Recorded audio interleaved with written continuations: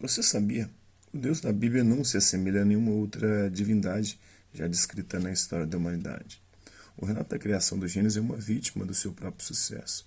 Sua influência é tão ampla que hoje as pessoas não percebem o quão extraordinária ela é. Escrita por volta do século XV a.C. em Acádio cuneiforme, a história de Enu-Elish foi descoberta primeiramente por pesquisadores contemporâneos numa série de 7 tábuas nas ruínas da biblioteca do rei Assurbanipal, em Nínive, hoje é a cidade de Mosul, no Iraque.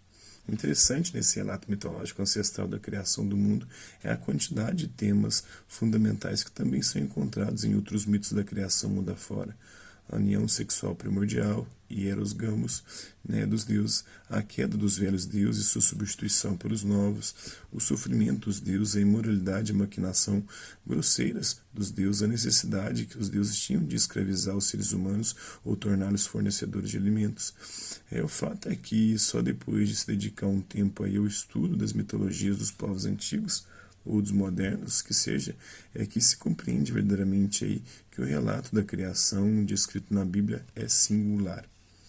Os detalhes das mitologias antigas diferem entre si, mas muitos dos conceitos chaves, seus pressupostos implícitos sobre a natureza do mundo e o lugar do ser humano na Terra são idênticos. Tomemos, por exemplo, o caso da Grécia Antiga. Todo mundo conhece algo sobre os deuses gregos, pelo menos por ter assistido a séries de TV, como a Xena, Princesa Guerreira ou Hércules, De acordo com Hesíodo, um poeta grego, a mãe primordial da terra, Gaia, deu à luz como primogênito Urano no céu, que depois virou esposo dela, com quem ela procriou e teve os titãs. Os dois se envolveram em um relacionamento incestuoso, o filho com a mãe, que resultou nos primeiros deuses, os 12 titãs, 6 titãs e 6 titãs, 6 homens e 6 mulheres. Homens e mulheres, entre aspas, femininos, deuses femininos e masculinos. Ela também gerou monstros que possuíam 100 mãos, os hecatônquiros. Urano, seu filho esposo, ficou horrorizado com essa ninhada de seres deformados e os expulsou, os aprisionou nas profundezas da terra da própria Gaia. Gaia, no entanto, conspirou com seu filho caçula Cronos, o deus ou titã do tempo. Ao cair da noite, com Urano dormindo ao lado da esposa-mãe, como cima dele e empunhando uma grande foice, na verdade uma foice ali de diamante, segundo algumas versões, o castrou, arremessando sua genitália cheia de sangue ao mar. Aí a genitália gozou no mar, engravidou uma concha, da concha nasceu Afrodite, a deusa do amor. O sangue desses genitais, numa outra versão, caiu sobre a terra, dando origem às fúrias.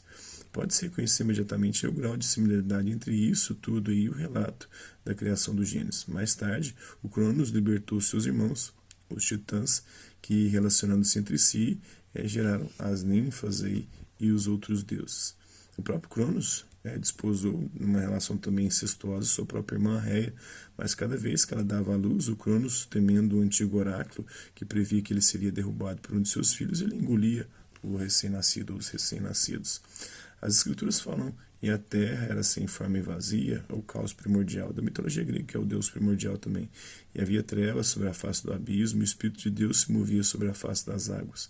Mas já havia um Deus ali primordial, e disse Deus, haja luz, e houve luz. Gênesis aí 1, 2, 3, Apesar de tudo, Zeus escapa da crueldade assassina do seu pai, o Cronos, e no final das contas ele consegue forçá-lo a vomitar os deuses crianças, os irmãos dele, mas já adultos, que ele havia engolido. E assim começou uma grande guerra entre os antigos deuses, os titãs e seus filhos revoltosos, os olimpianos, depois posteriormente olimpianos. Por 10 anos a terra tremeu de fúria enquanto os deuses lutavam entre si ao som dos raios luminosos que Zeus lançava dos céus. Ao final os titãs foram derrotados, trancados e acorrentados às profundezas da terra, no Tártaro, e Zeus e os outros irmãos, os jovens deuses, reinaram no Olimpo. E disse Deus, na Bíblia, já numa outra perspectiva, haja luz. Por mais de 2 séculos, pesquisadores liberais apontaram para similaridades superficiais entre a religião bíblica e as regiões do Antigo Oriente Médio, no esforço de demonstrar ou a que ponto a religião israelita teria evoluído das mitologias do Oriente Médio, ou, em alternativa, que todas as religiões ensinam a mesma coisa, ignorando as profundas diferenças entre elas. Por exemplo, acadêmicos mencionarem supostos paralelos entre a história de Enu-Elish e a narrativa da criação do Gênesis. Na verdade, Enu-Elish tem similaridades ali no dilúvio.